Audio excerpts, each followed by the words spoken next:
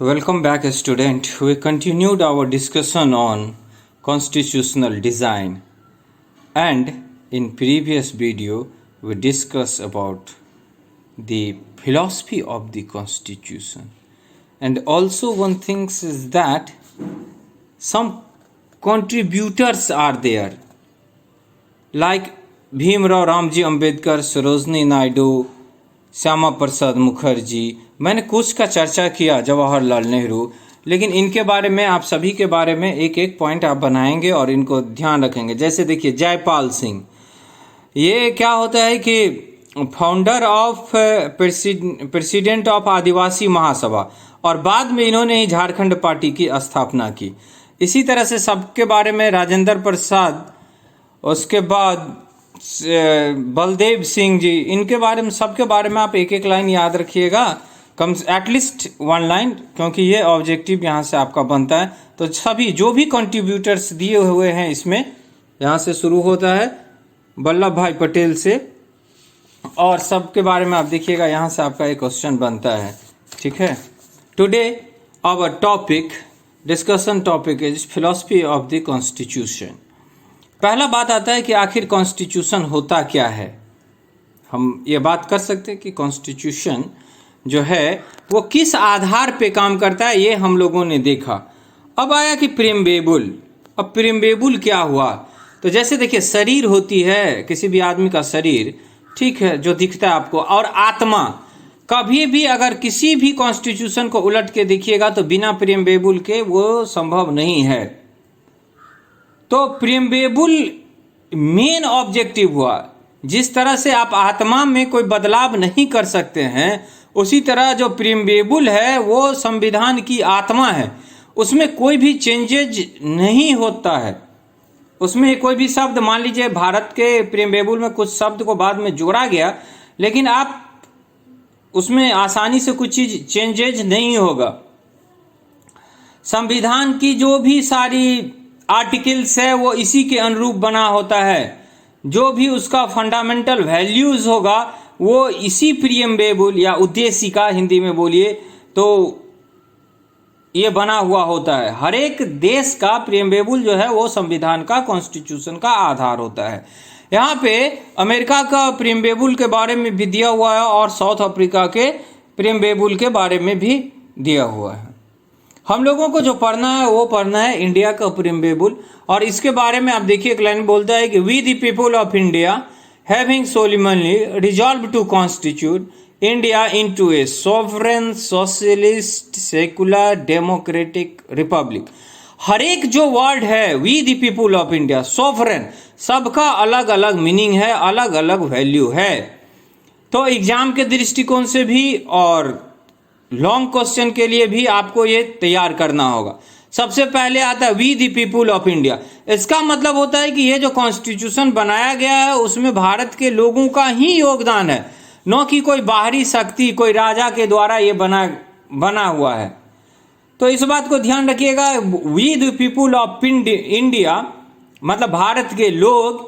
तो उसका मतलब यही हो गया कि इसमें जो भी प्रक्रिया है बनाने का, लाने का, वो प्रतिनिधि के माध्यम से, रिप्रेजेंटेटिव के माध्यम से हमने किया है। हमने ही रिप्रेजेंटेटिव को भेजा है और उन्होंने ये क्या, सॉवरेन। सॉवरेन का मतलब होता है, ऐसे हिंदी में देखिएगा, प्रभुत्व संपन्न। मतलब कि हम जो हैं वो एकदम सक्षम है internal as well as external matter को डील करने के लिए। अभी चीन के साथ तनातनी है तो हम ये उम्मीद नहीं करते हैं कि अमेरिका या रूस हमें मदद करेगा। हम अपने बदौलत पे वो डिसीजन लेते हैं। समझ गए बात को? अभी कोरोना काल है तो हमें देश में किस तरह से बचाव करना है उसके लिए हम सक्षम हैं, ये नहीं कि दूसरे देश पे निर्भर करेंगे। सोशलिस्ट, सोशलिस्ट के बारे में बोलता है कि wealth is generated socially and should be shared equally by society. समाज में जो है वो इसका बंटवारा होना चाहिए और गवर्नमेंट को इस तरह की पॉलिसी लानी चाहिए कि सोशियो इकोनॉमिक जो इनइक्वालिटी है, जो डिफरेंसेस है, वो कम किया जा सके। सोशलिस्ट का मतलब क्या हो गया? अगर आप सोशलिस्ट का मतलब देखिएगा तो क्या होगा कि लोगों को अपने अधिकार के बारे में, मान लीजिए इस तरह की भावना है, ये सोशलिस्ट जो है एक तरह की भावना हुई। सोशलिस्ट को अगर आप ऐसे देखिएगा तो समाजवादी या सोशलिस्ट, और इसमें बताता है कि सोशियो इकोनॉमिक डिफरेंस, समाज में जो सामाजिक और आर्थिक असमानता है वो कम होना चाहिए, और जमीन हुआ या उद्योग धंधा हुआ, इसे इस तरह कानून बनाना चाहिए कि सभी का योगदान हो उसमें। जैसे देखिएगा अमीर लोगों पे सरकार जो है वो ज़्यादा टैक्स लगाती है, और गरीब को जो है कुछ चीज़ जो है वो जैसे बीपीएल एपीएल वगैरह में आने के बाद सरकार जो है वो कम पैसे पे देती है। इससे क्या होगा, ये डिफरेंस जो है वो कम करने का कोशिश किया जाता है। ये किस में आ जाएगा, सोशलिस्ट में। अब सेकुलर, आप जानते हैं India is a secular country, और वो किसी भी धर्म को, किसी भी रिलीजन को ऑफिशियल लैंग्वेज उसका नहीं है, और किसी भी धर्म को वो बढ़ावा नहीं देता है। सभी के धर्मों के समान वैल्यू को वो इज्जत देता है। तो ये बात हो गया आपका secular, that is called, Hindi में अगर कहेंगे तो पंथ निरपेक्ष। उसके बाद हो गया आपका डेमोक्रेटिक। डेमोक्रेटिक का मतलब क्या हो गया, India is a democratic country. तो डेमोक्रेटिक कंट्री के होने के बाद जो है वो सभी आदमी, एलिजिबल आदमी जो है वो अपने रूलर को चुन सकते हैं, और चुनने के बाद क्या है कि जनता पे ही जवाबदेही होता है कि वो सरकार बनाते हैं, और सरकार बनने के बाद जो नियम है वो सरकार इन लोगों के अनुरूप बनाए जो इन्होंने चुना है। तो डायरेक्ट रूप से जनता जो है वो रिस्पॉन्सिबल हुआ। इसके बाद हम लोग बात करेंगे रिपब्लिक की। तो the head of the state, तो इंडिया का जो नॉमिनल हेड है वो आप जानते हैं प्रेसिडेंट है, न कि प्राइम मिनिस्टर।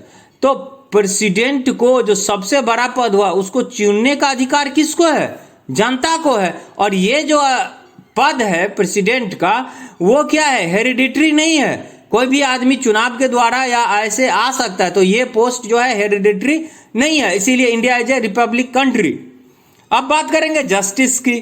तो जस्टिस, न्याय की बात करेंगे तो citizens can not be discriminated on the ground of caste, religion, gender, sex, जो भी आप बोलिए। सोशल इनइक्वालिटी, जो समाज में हमारा सोशल इनइक्वालिटी है, have to be reduce. Government should work for the welfare of all, specially the disadvantage group. समाज में सरकार इस तरह का लाए जो डिसएडवांटेज ग्रुप को फायदा मिलना चाहिए। जैसे देखिए रिजर्वेशन लाया गया, और समाज में जो इनइक्वालिटी है, जो डिस्क्रिमिनेशन है, उसको कम करने का कोशिश किया गया। जस्टिस का मतलब क्या हो गया, न्याय। अगर इसकी बात करेंगे तो क्या बोलता है, जाति धर्म किसी चीज के आधार पे भेदभाव नहीं होगा। अब आइए नेक्स्ट आता है लिबर्टी। लिबर्टी के बारे में हम लोग क्या बोलेंगे, लिबर्टी के बारे में, जस्टिस, हाँ यस। देखिए यहां पे अभी मैंने बात किया था जस्टिस, लिबर्टी और इक्वालिटी, ये सब तीनों टर्म फ्रेंच रिवॉल्यूशन के बाद आया। आप पढ़े होंगे हिस्ट्री में, तो जस्टिस, लिबर्टी और इक्वालिटी, ये तीनों टर्म फ्रेंच रिवॉल्यूशन के बाद आया। और हमारा जो अगला टर्म है दैट इज लिबर्टी, ये क्या बोलता है, ये बोलता है there are no unreasonable restrictions on the citizen in which they think.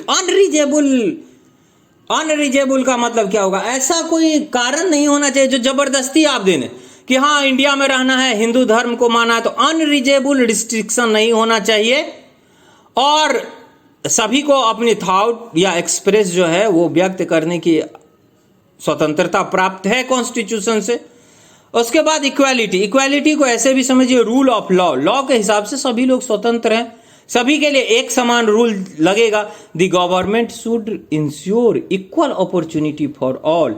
कोई भी वैकेंसी आती है तो उसके लिए इक्वल अपॉर्चुनिटी सबको, मतलब क्या बोलते हैं, अवसर की समानता, इसको क्या बोलेंगे, अवसर की समानता सबको बराबर रूप से मिलनी चाहिए। अब आता है फर्टेनिलिटी, इसको हम लोग ब्रदरहुड भी कहते हैं। All of should behave as if we are member of the same family. हम इस तरह का व्यवहार करें जैसे हम लोग सब मेंबर, जैसे बोला जाता है वसुधैव कुटुंबकम। No one should treated a fellow citizen और इन्फीरियर। गांधी जी भी यही चाहते थे कि समाज, इस देश में ऊंच और नीच, हायर क्लास और लोअर क्लास नहीं हो, सभी जो है वो हारमोनी बना के रहे। तो ये सब बात जो है वो हमारा कॉन्स्टिट्यूशन का प्रीम्बेबल बात करता है। हर एक के बारे में आप एक एक लाइन जानकारी रखिए, ठीक है, समझ गए बात को।